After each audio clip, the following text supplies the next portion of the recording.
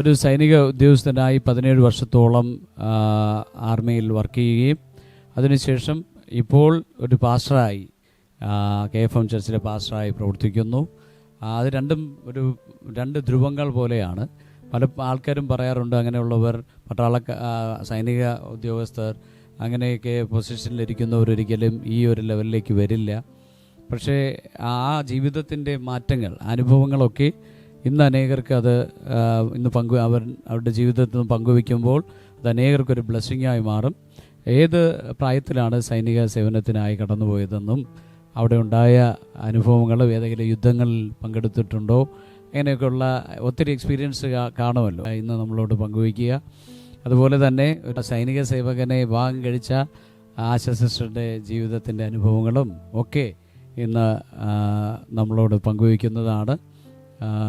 ശിവപാസ്, എങ്ങനെയാണ് ഈ പട്ടാള ജീവിതത്തിലേക്ക്, ഏത് പ്രായത്തിലാണ് പട്ടാളത്തിൽ ജോലി കിട്ടിയതും അതിൻ്റെ ഒരു ബാക്ക്ഗ്രൗണ്ടും ഒക്കെ ഒന്ന് പറയാമോ? ദേവനാമം മഹത്വപ്പെടുമാറാകട്ടെ. എൻ്റെ പേര് ഷിബു സിയാർ, എൻ്റെ ഭാര്യ ആശ GS. എനിക്ക് 2 മക്കളാണുള്ളത്. മൂത്ത മകൻ ആശിഷ് ഇന്ന് കാനഡയിൽ വിദ്യാഭ്യാസത്തിലായിരിക്കുന്നു. ഇളയ മകൾ സ്നേഹ +2 വിദ്യാഭ്യാസത്തിലായിരിക്കുന്നു. കഴിഞ്ഞ 22 വർഷത്തോളം ഞങ്ങൾ ഒരുമിച്ച് കുടുംബമായിട്ട് ആയിരിക്കുന്നു. ദേവദാസൻ പറഞ്ഞതുപോലെ ഞാൻ ഒരു 17 വർഷത്തോളം സൈനിക സേവനത്തിലായിരുന്നു. ഞാൻ ജനിച്ച് വളർത്തപ്പെട്ടത് ഒരു CSI ബാക്ക്ഗ്രൗണ്ടിൽ അത്യാവശ്യം സാമ്പത്തിക ശേഷിയുള്ള ഒരു കുടുംബത്തിലായിരുന്നു. ചെറുപ്പത്തിൽ തന്നെ ചർച്ചിൽ സ്ഥിരമായിട്ട് പോവുകയും അതോടൊപ്പം തന്നെ സൺഡേ സ്കൂൾ അങ്ങനെയൊക്കെ പങ്കെടുക്കുകയൊക്കെ ചെയ്തിട്ടുണ്ട്. എൻ്റെ ഒരു 18ാമത്തെ വയസ്സിൽ എനിക്ക് സൈന്യത്തിൽ ജോലി കിട്ടുകയും അതുമായി ബന്ധപ്പെട്ട് പോവുകയും ചെയ്തു. ഒരു 17 വർഷത്തോളം ഞാൻ സൈനിക സേവനത്തിലായിരുന്നു. അതിൽ ഒരു 8 വർഷത്തിലധികവും ഞാൻ കാശ്മീരിലായിരുന്നു കൂടുതലും ഉണ്ടായിരുന്നത്. അപ്പോൾ പാസ്റ്റർ നേരത്തെ ചോദിച്ചതുപോലെ തന്നെ സൈനിക സേവനത്തിനിടയ്ക്ക് ഒത്തിരി പ്രാവശ്യം ജീവൻ നഷ്ടപ്പെടാമെന്നുള്ള സാഹചര്യങ്ങൾ നമ്മുടെ മുമ്പിൽ വന്നു. എങ്കിലും അവിടെയെല്ലാം ഞാൻ ഇന്ന് മനസ്സിലാക്കുന്നത് കർത്താവ് എന്നെ കരുതി, കർത്താവ് എന്നെ കാത്തു. അതുകൊണ്ട് ഇന്ന് ഞാൻ നിങ്ങളുടെ മധ്യത്തിലെ ഒരു ശുശ്രൂഷകനായി ആയിരിക്കുന്നു. പ്രത്യേകിച്ച് പറയുമ്പോൾ വലിയ ഓപ്പറേഷണൽ ടാസ്കുകളിലെല്ലാം ഞാൻ പങ്കെടുത്തിട്ടുണ്ട്. ഞാൻ ഒരു ആർട്ടിലറിയിലായിരുന്നു ഞാൻ ജോലി ചെയ്തത്.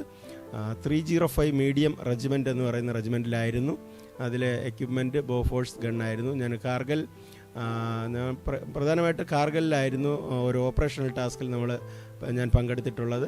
അവിടെ വന്നിട്ട് ഫസ്റ്റ് ഒരു പാത്തി എന്ന് പറയുന്ന ഒരു ഗൺ പൊസിഷനിലായിരുന്നു. അത് കഴിഞ്ഞ് ഞങ്ങളുടെ 20 ബേസ് എന്ന് പറയുന്ന ഒരു ഗൺ പൊസിഷനിൽ ഞങ്ങൾ കൊണ്ടുപോയ ഗണ്ണിൻ്റെ എല്ലാം EFC കഴിഞ്ഞു. ഒരു 3 ഗണ്ണിൻ്റെയോളം എൻജിൻ സീജായി. അപ്പോൾ അത് കഴിഞ്ഞതിന് ശേഷം അവിടെ ആയിരിക്കുന്ന ഒരു ടൈമിൽ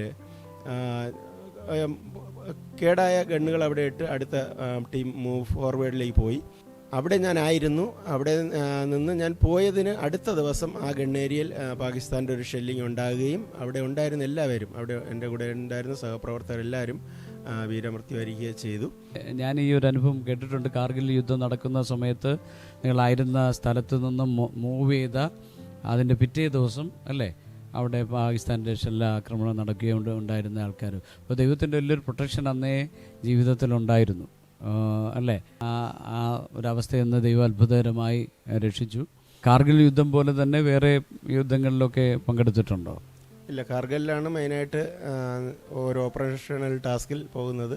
സാധാരണ എല്ലാ പട്ടാളക്കാർക്കും ഇങ്ങനെ ഒരു അവസരമൊന്നും കിട്ടുന്നതല്ല യുദ്ധങ്ങളിൽ പങ്കെടുക്കുക ഇങ്ങനെയുള്ളത്. അത് കഴിഞ്ഞതിന് ശേഷം 2003-2004 കാലഘട്ടങ്ങളിൽ ജമ്മു കാശ്മീരിൽ തന്നെ കുപ്വാഡ എന്ന് പറയുന്ന ജില്ലയിൽ രാഷ്ട്രീയ റൈഫിൾസിൽ ഒരു 2 വർഷത്തോളം സേവനം അനുഷ്ഠിച്ചു. അവിടെയും ഒത്തിരി എൻകൗണ്ടറുകൾ. ഇന്ന് നമ്മൾ ആത്മീയ എൻകൗണ്ടർ എന്ന് പറയുന്നുവെങ്കിൽ അന്ന് ഞങ്ങൾ എൻകൗണ്ടർ എന്ന് പറയുന്നത് തീവ്രവാദികളെ കണ്ടുമുട്ടുമ്പോഴാണ്. ഒത്തിരി, എനിക്ക് തോന്നുന്നു ഒരു 10-15 പ്രാവശ്യം എൻകൗണ്ടർ ഉണ്ടായിട്ടുണ്ട്, നേരിട്ടുള്ള ഏറ്റുമുട്ടലുകൾ. അന്നും എൻ്റെ കൂടെ തൊട്ടടുത്ത് നിന്ന സഹപ്രവർത്തകന് വെടികൊണ്ട് മരിക്കുന്നതൊക്കെ നമ്മൾ കണ്ടിട്ടുണ്ട്. പക്ഷേ അവിടെയും എന്തോ കർത്താവ് കാത്തതാണ്. ഇല്ലെങ്കിൽ അവിടെയും പലപ്പോഴും ജീവൻ നഷ്ടപ്പെടേണ്ട അവസ്ഥകൾ ഉണ്ടായിട്ടുണ്ട്. അവിടെ നിന്നെല്ലാം കർത്താവ് അത്ഭുതകരമായി വിടുവിച്ചു. ആ ഒരു എൻകൗണ്ടർ ഒരു എക്സ്പീരിയൻസ് അന്നേ ഉണ്ട്. അതുകൊണ്ട് തന്നെ ആത്മീയ ലോകത്തിലെ എൻകൗണ്ടറുകളെയും പിടിച്ചു നിൽക്കാനുള്ള ശക്തിയുണ്ട് അല്ലേ? ഇന്ന് പൈശാചിക സ്വാധീനങ്ങളോട് അതേ എൻകൗണ്ടർ നമുക്ക് ഒരു എക്സ്പീരിയൻസ് ആണ്. ഒരു ആർമിയുടെ ആ ഒരു ഇത് എക്സ്പീരിയൻസ്ഡ് ആണ്. അത് ലോകപരമായ ഈ ആൾക്കാർ ലോകപരമായ എൻകൗണ്ടറുകളും ഇപ്പോൾ തിരിച്ചറിയാവുന്ന സ്പിരിച്വൽ എൻകൗണ്ടറുകൾ അല്ലേ? അന്ന് വ്യക്തികളെ ഈ തീവ്രവാദികളെയൊക്കെ കണ്ടുപിടിവെക്കുക, ഇന്ന് പൈശാചിക സ്വാധീനങ്ങൾക്ക് നേരെ വെടിവെക്കുക. അപ്പോൾ അന്ന് ലഭിച്ച ഒത്തിരി നമ്മുടെ ലൈഫിനകത്ത് ലഭിക്കുന്ന ഒത്തിരി ട്രെയിനിങ്ങുകൾ ദൈവം നൽകുന്ന ട്രെയിനിങ്ങും വളരെ ഒരു എക്സ്പീരിയൻസുമാണ്. കാരണം നമ്മൾ സൈന്യത്തിലായാലും നമ്മൾ പെട്ടെന്നൊരു യുദ്ധത്തിന് പോകുന്നില്ല. വളരെയധികം തയ്യാറെടുപ്പുകളും വളരെയധികം ചെക്കിങ്ങും ഇതെല്ലാം കഴിഞ്ഞതിന് ശേഷമാണ് ഒരു സോൾജിയർ പുറത്തിറങ്ങുന്നത്. എന്നതുപോലെ തന്നെ ആത്മീയ ജീവിതത്തിലും പെട്ടെന്ന് നമ്മൾ ചാടി ഒരു ശുശ്രൂഷയ്ക്ക് ഇറങ്ങുന്നതല്ല.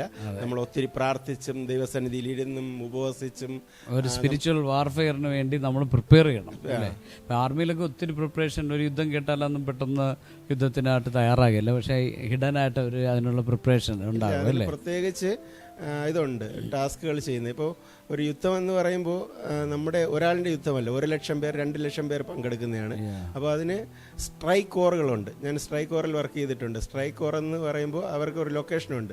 എന്ത് തടസ്സം വന്നാലും ആ തടസ്സം ഭേദിച്ച് ആ സ്ട്രൈക്ക് കോർ തന്നിരിക്കുന്ന ആ ലൊക്കേഷനിൽ എത്തും. സ്പിരിച്വൽ ഇല്ലത്തിനകത്തും മുൻപടയിൽ നിന്ന് പോരാടുന്ന ആൾക്കാരുണ്ട്, പ്രാർത്ഥനാ പടയാളികളുണ്ട്.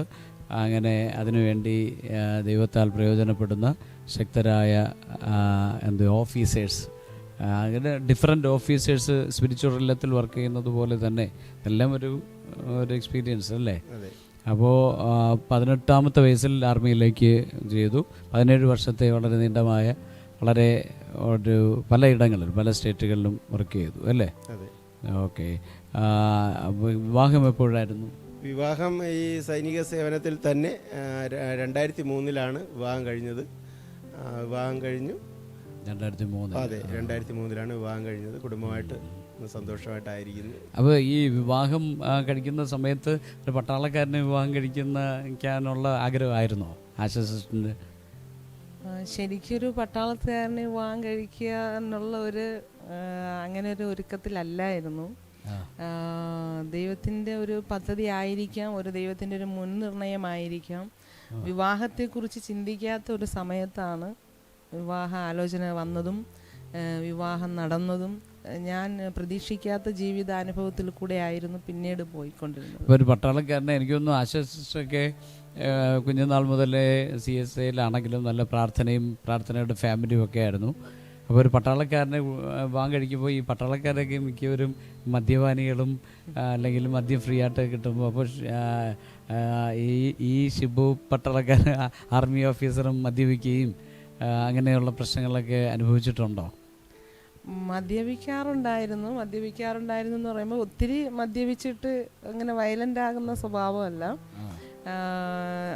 ഡ്യൂട്ടി സമയങ്ങളിലൊക്കെ ചില സമയങ്ങളിൽ മദ്യപിക്കുകയും 2-3 പ്രാവശ്യം ഓവറായിട്ട് മദ്യപിച്ചു അങ്ങനെ വന്നു. പക്ഷേ കുടുംബത്തിനകത്ത് പ്രശ്നങ്ങളോ അങ്ങനെ അടിവഴക്ക് പ്രശ്നങ്ങൾ അങ്ങനെയൊന്നും ഉണ്ടായിട്ടില്ല. പിന്നെ ഒരു പട്ടാളത്തുകാരൻ്റെ എല്ലാ കാർക്കശ്യമായിട്ടുള്ള സ്വഭാവ രീതികളും ഉണ്ടായിരുന്നു. അതിൻ്റെതായ ബുദ്ധിമുട്ടുകൾ അനുഭവിച്ചിട്ടുണ്ടോ?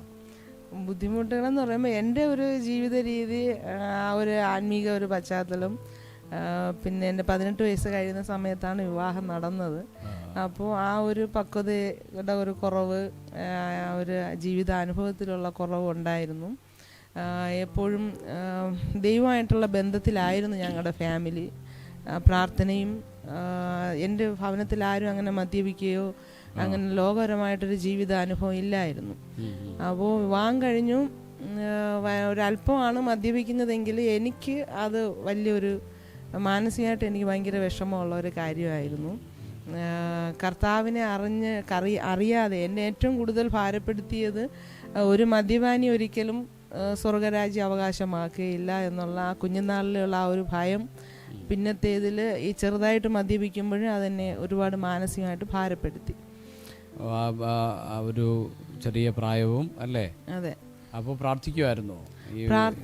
പ്രാർത്ഥനയായിരുന്നു എൻ്റെ ജീവിതത്തിൽ ഏറ്റവും വലിയ ഒരു ആശ്വാസം. ദൈവത്തോട് പറയുക, ചെറിയ പ്രായം മുതൽ എന്താവശ്യവും ഞങ്ങൾ ജീവിച്ചു വന്നതേ കർത്താവിനോട് പറഞ്ഞു. എപ്പോഴെങ്കിലും ഒരു ശുശ്രൂഷകനെ വിവാഹം കഴിക്കണമെന്നോ അങ്ങനെ എന്തെങ്കിലും മനസ്സിൽ ആഗ്രഹിച്ചിട്ടുണ്ടായിരുന്നു? ശുശ്രൂഷകനെ വിവാഹം കഴിക്കണമെന്ന് ഒരാഗ്രഹം ഉണ്ടായിരുന്നു. ഒരു ശുശ്രൂഷ ചെയ്യുന്ന ഒരു അനുഭവം വേണം. ഒരു ആർമി ഓഫീസറെ കല്യാണം കഴിച്ചു കഴിയുമ്പോൾ ആ ആഗ്രഹങ്ങളെ അല്ലെങ്കിൽ സ്വപ്നങ്ങളെ നടന്നില്ല എന്നുള്ള നിരാശയുണ്ടായിരുന്നു.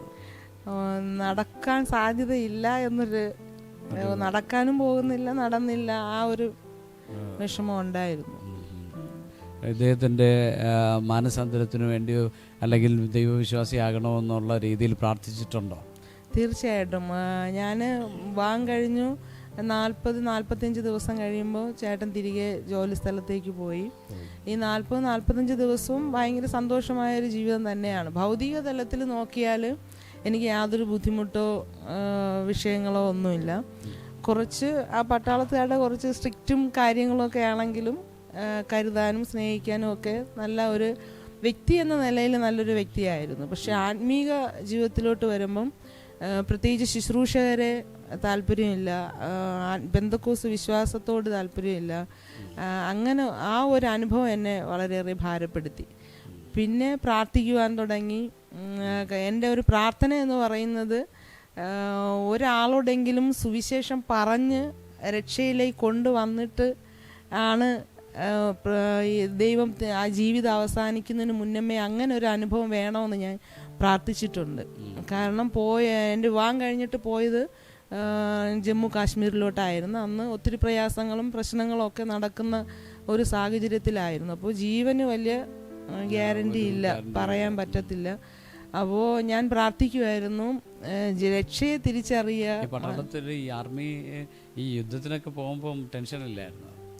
ഞാൻ എൻ്റെ വിവാഹം കഴിഞ്ഞതിന് ശേഷം യുദ്ധത്തിനായിട്ട് അങ്ങനെ പോയിട്ടില്ല. പക്ഷെ അതിൻ്റെതായ പ്രാക്ടീസും കാര്യങ്ങളും ഒക്കെ പോയിട്ടുണ്ട്. പിന്നെ അവിടെ ആയിരിക്കുമ്പോൾ തന്നെ ഒരു തീവ്രവാദി ആക്രമണത്തിൻ്റെ ഒരു ബുദ്ധിമുട്ട് വന്നു. വടക്കേ ഇന്ത്യയിൽ വന്ന സമയത്ത് പെട്ടെന്ന് ഒരു എങ്ങനെയാണ് പോകുന്നത് എന്നുള്ളതിൻ്റെ കുറച്ച് പ്രശ്നങ്ങൾ ഞങ്ങൾ ഫാമിലിയായിട്ട് ഉത്തർപ്രദേശിലിരിക്കുമ്പോൾ ഉണ്ടായിരുന്നു. ആ സമയത്തൊക്കെ പെട്ടെന്ന് നമുക്ക് അത് ഉൾക്കൊള്ളാൻ ഇച്ചിരി ബുദ്ധിമുട്ടായിരിക്കും.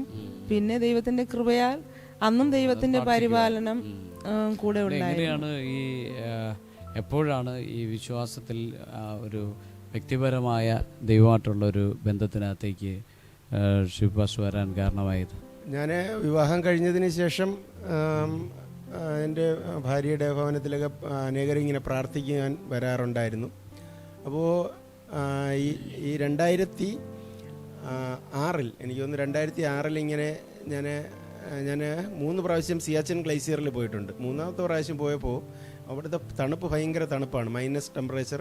അപ്പോൾ ഇങ്ങനെ ലീവിന് വന്ന് നിൽക്കുന്ന ഒരു സമയത്ത് ഒരു ദേവദാസൻ ഇങ്ങനെ ഭവനത്തിൽ വരികയും എല്ലാവർക്കും വേണ്ടി പ്രാർത്ഥിച്ചു. എനിക്ക് വേണ്ടി പ്രാർത്ഥിച്ചിട്ട് ആ ദേവദാസൻ പറഞ്ഞു, ഈ വരുന്ന ലീവ് കഴിഞ്ഞ് പോകുന്നതിന് ദൈവം ഒരു അത്ഭുതം ചെയ്യും. അപ്പോൾ ഞാൻ മനസ്സിൽ ചിന്തിച്ചു, എനിക്ക് ഈ പെന്തക്കോസ്തുകാരെ ഇഷ്ടമില്ല, കാരണം പല കാരണങ്ങൾ കൊണ്ടും ഇങ്ങനെ അധികം പ്രാർത്ഥിക്കുന്നവരെ ഇഷ്ടമില്ല. എങ്കിലും ഈ ദേവദാസൻ ഇങ്ങനെ പറഞ്ഞുകൊണ്ട് ഞാൻ എൻ്റെ മനസ്സിൽ ചിന്തിച്ചു, ഈ ദേവദാസൻ എന്ത് പറയുന്നു, ഈ 30-ാം തീയതിക്ക് മുമ്പ് അല്ലെങ്കിൽ ഞാൻ പോകുന്നതിന് മുമ്പ് എന്ത് അത്ഭുതമാണ് നടക്കാൻ പോകുന്നത് എന്ന് ചിന്തിച്ചു. പക്ഷേ ഞാൻ ഇവിടെ നിന്ന് മടങ്ങിപ്പോയതും എനിക്ക് നേരെ അവിടെ ജോലി സ്ഥലത്ത് ചെന്നപ്പോൾ എനിക്ക് പോസ്റ്റിംഗ് വന്നു. ഞാൻ നേരെ മഹാരാഷ്ട്രയിലേക്ക് പോസ്റ്റിംഗ് വരികയാണ്. അപ്പോൾ എനിക്ക് ചെറിയൊരു വിശ്വാസം എൻ്റെ ഉള്ളിൽ വരാനിടയായി. 30 ദിവസത്തിനകത്തൊരു അത്ഭുതം നടന്നു.